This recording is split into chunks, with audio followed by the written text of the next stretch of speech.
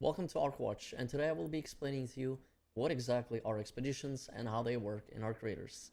So, once you hit level 20, I am level 65 already, as you can tell, because I have over 100 hours of this game, and I have no life, but that's besides the point. You can go to the Raider tab, and you can go over to Projects, and you will see this, Expedition. Construct a caravan to send your Raider off on an expedition beyond the Rust Belt. This is essentially Arc Raiders version of wipes. So we're gonna go to project, and you will see that there's 6 numbers. Each number is indicating a stage. The first stage being a foundation stage where you build the base and structure and frame of the caravan, and you need these materials to complete it. So what do the expeditions exactly do, and how do they work besides just wiping progress off your character? Well, they do actually a little bit more than that. So if we go over here, it clearly explains it to you. Overview. Undertaking an expedition means your raider leaves the Rust Belt for good. Preparing your caravan takes time and resources, and once it departs, much of your progress will be reset. Some rewards and advantages carry over to your next raider, lasting until the next expedition begins. These advantages can be increased by continuing to send raiders on future expeditions. Now, with this being the game's launch and kind of like the first, expedition, we don't really have 100% exactly understanding of how it's going to work once the expedition actually happens. So that's something, unfortunately, I cannot explain to you. It's just physically not possible. We have to wait and see how that goes down after the 60 days pass and after people start sending out their raiders. But I can tell you, for now, how it works and what it does for the time being, of course. Because the other part of it is just physically not possible due to the time, obviously. So we go to the next page here, and it explains to you that when your raider departs on an expedition, some things are reset and others are kept for your next raider. So, what exactly is reset and what will be kept? This is what's going to be reset. Your stash upgrade progress. So if you maxed out your stash to 280 slots, that will be going back down to 64. Your inventory items, yep, your inventory is completely gone. It's wiped off. All of your blueprints that you've learned, yep, that's going to get wiped off. All of your coins, or aka money, that's also going to be wiped off. Your player level, yep, if I'm level 65, I'm going to become level 1 because I have a new raider. And obviously with a lower player level, my skill points are going to be resetting as well. Your raider then is going to be reset, your workshop is going to be reset, and your quests will be reset, meaning that you have to do them again. Yeah, so I think the workshop reset means that your upgraded workshops, your upgrade of your workshops are going to go away, because in here it says that your unlocked workshop stations will stay. Anyway, what is going to be kept? All of your maps are going to be kept that you have unlocked. Your workshop stations are going to be kept, but not their levels. I believe that is the main difference here. Codex entries, that's just slower stuff, that's not going to be reset. Your raider tokens, which is a paid currency, obviously that wouldn't make any sense why it would reset. Your cred is not going to be reset either, meaning that you can just spend them on whatever next raider deck comes out, your battle pass thingy or whatever. Your active leaderboards are not going to be reset. Your trials are not going to be reset. Your cosmetics will not be reset. Your personal event progress will not be reset. But most importantly, you are going to be gaining bonus skill points earned from the expeditions and bonus stash slots earned from the expeditions. So when you do go into the next expedition, you will actually have some bonus buffs that are permanent for your future cycle, your next expedition, which I think essentially is a season. So yeah, it's pretty nice. In my opinion, though, I think resetting quests is a little bit lame. I mean, I don't know why they would make you do quests again. It's just kind of like annoying. I guess maybe if a new player jumps in, and they can enjoy the quests again. I guess in that sense it kind of makes sense because new people will be coming in to play the game. So yeah, if you're new to Arc Raiders, I hope this video is helping you out, and I hope this is making it easier for you to understand what's going on. So yeah, I guess it makes sense that quests are being reset, so new players can re-experience them, or experience them for the first time rather.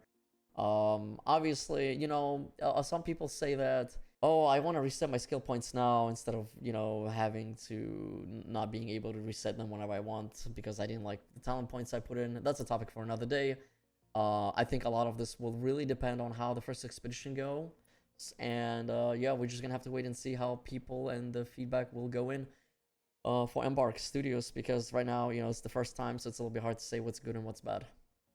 Alright, next point. Rewards and buffs. Completing an expedition gives you a new raider, lasting advantages until the next expedition departs. These include increased XP gain, extra scrap and materials, increased weapon repairs, and more stash space. You can also earn bonus skill points based on the value of the items in your stash upon departure. So I'm not exactly sure what the numbers are going to be because, again, it hasn't happened yet. But it is nice that you actually do get buffs for your next expedition, so your raider or aka new character doesn't really start completely from scratch and he's a little bit more buffed. So I think that's pretty cool. But I still believe that with all these resets, I think they could do better rewards. But again, that's just my opinion. I have to see how it actually is once the expedition goes down for the first time or the departure happens. Steps. Preparing for an expedition happens in 5 stages, each requiring specific resources or items. You will construct a caravan, stock up the supplies, and blah blah blah blah. I kind of already explained that. So yeah. But here's the important thing: expedition calendar. An expedition runs on a set schedule, with each preparation stage unlocked over time. You'll have 60 days to gather resources and complete the caravan build. Once the build and load stages are finished, a 7-day window opens for your raider to depart, passing the earned rewards onto your next raider. Missing an expedition departure window means losing its buffs until the next cycle, so plan your contributions and availability ahead of time. So obviously it's a personal choice if you want to reset or not, and I do believe there's also some cosmetical rewards as well, but we have to see how that looks like. So yeah, you have 60 days to gather all the stuff, and then you have a 7-day window period where it's open for your raider to depart to make your final decision on whether you're going to depart him or her or not. So yeah, there's that. So first stage, let's get into the stages now. For the first stage, these are the materials you want to collect. For the foundation, you want to get 150 metal parts, 200 rubber parts, 80 alloys, and 15 steel springs. I already have all of these. And metal parts and rubber parts can easily be gained through, obviously, Scrappy. I mean, it's just you play the game and you literally claim them and that's it. You don't really even have to collect them in the lockers or anything like that. It's just really easy to get. So that will be that. We're gonna go in right now and commit all of our resources. Whoops. And yeah, we're gonna commit all of it because we already have them. It's easy peasy. For the steel springs, you just randomly get them. There's no real particular spots to find them. Now for the core systems, which is 2 out of 6, you need to connect wiring, ventilation, and essential power systems. You need durable cloth. I have 42. You need 35. You need 30 wires. I have 45. Electrical components. You need 30. I already have 39. You need 5 cooling fans. I have 5 cooling fans. So let's do that again. Now for the electrical components and cooling fans, I recommend you go into the what is that map? The blue gate in the top right corner. It's called Peak something, and over there there's a bunch of lockers. I really recommend that area for that kind of stuff. For durable cloth, I recommend you go to like a buried city. You go to the hospital. There's a lot of stuff in places like hospitals, or anything that says medical on the loot table in your map that you've chosen. Go there to get a bunch of cloth, or you can just probably craft it as well. But that's besides the point. I just like to collect my stuff. I don't really craft, so we're gonna commit the resources now.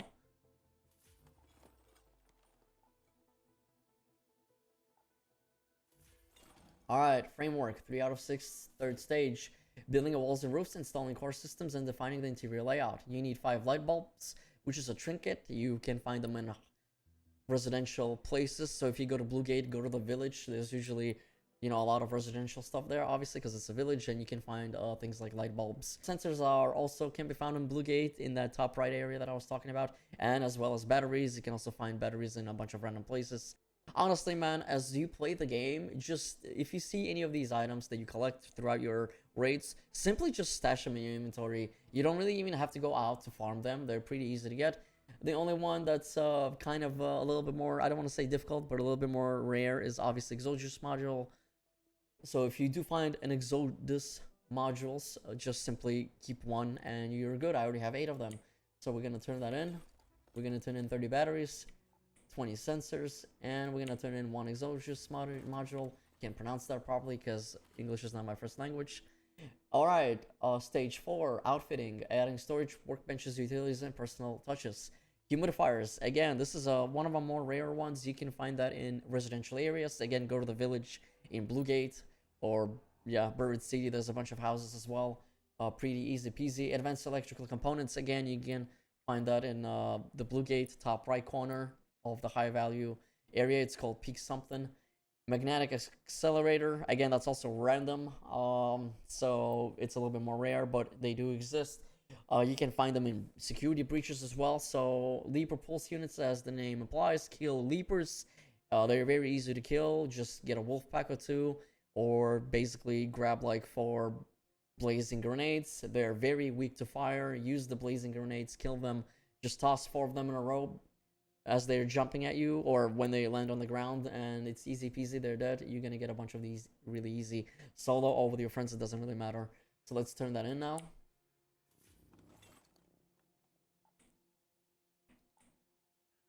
For stage 5, you need to load the caravan with vital supplies, combat gear, survival equipment, provisions, and repair materials are going to be required to fully prepare for the expedition.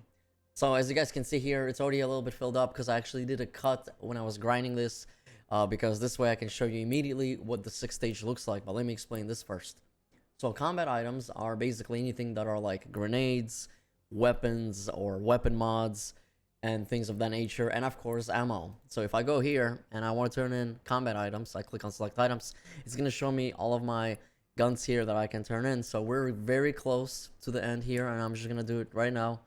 I'm going to get rid of my a couple of these things. I don't really need these grenades that I don't use. We're at 237,000 now. I don't care about these stupid sticks. I don't really care about little smoke grenades. I mean, I do like jolt mines, but yeah, we're just kind of trying to get rid of this. And I'll just get rid of these 2. And we are going to be going a little bit over, but that's okay. Or maybe we'll just do this. No, that's fine. Yeah. Okay, I'm going to confirm it. And there you guys have. We're done now with that. And you can't put in any more. Survival items. What are those? Those are basically healing and shields, utility, zip lines, things like that. So we're at 97,000 out of 100,000 already because I grinded this off the screen so I don't have to bore you. It does take a while, guys. Go on raids or go complete your Raider Pass. Raider Pass gives you a ton of survival items, and it's easy and free. I'm probably just going to get rid of 1 Vita Spray here, and we'll be... maybe, you know what, I'll just get rid of this because I'd rather have the Vita Spray. Yeah, that's it for that.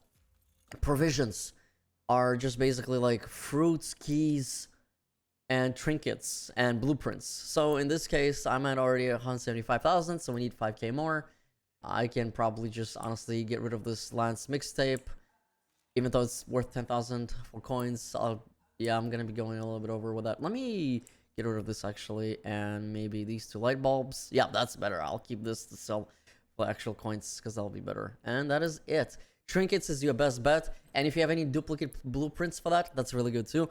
And materials are really easy. Simply use do not turn in any of these materials, please. Just use scrappy to turn on these ones, the gray ones, or even green ones is okay too if you don't need any of them. This might seem like it's the longest and hardest grind. No, this is the easiest one. Literally super duper easy. You can get this done in like, I mean, if you've just been hoarding a bunch of gray materials or green ones, you'll be done with this almost instantly if you've been good with your inventory management. Super easy. Yeah, just have Scrappy to carry you. GG. So after that, we need to depart, but we cannot depart right now because it's not December yet, which is the 60-day period that we have to wait. Then once December hits, I forgot what the exact date is, but basically in sometime in December we will eventually have 7 days. A 7-day window will open up, and we can basically go on send out our guy to an expedition. Everything will be reset, and we're gonna have a new raider, which is like a new character from scratch. Your caravan is stocked with necessities and ready to depart on your expedition. Once the departure window opens, you can choose to send your raider beyond the borders of the Rust Belt forever. All items remaining in your raider stash will be contributed to the expedition, and your next raider can earn up to 5 skill points based on the total value of those items. So, the more stuff you send your raider with in your inventory, I guess, in the stash, you can get up to 5 skill points total max. So when the new expedition begins, you can actually have a 5 skill point boost right off the bat. So you don't have to like level up to get the skills. I mean, obviously you're gonna get more as you level up, but you already have 5 extra, so you'll get like a little bit of an advantage. Pretty cool. But you know, with the way the skill tree is right now, I'm not really sure how much of an advantage that is, but it's better than nothing. And that is how you guys do expeditions in Arc Raiders. If this was helpful to you in any shape or form, please hit like and subscribe, and I will see you soon, Arc Raiders. Peace out, guys, and have a good one.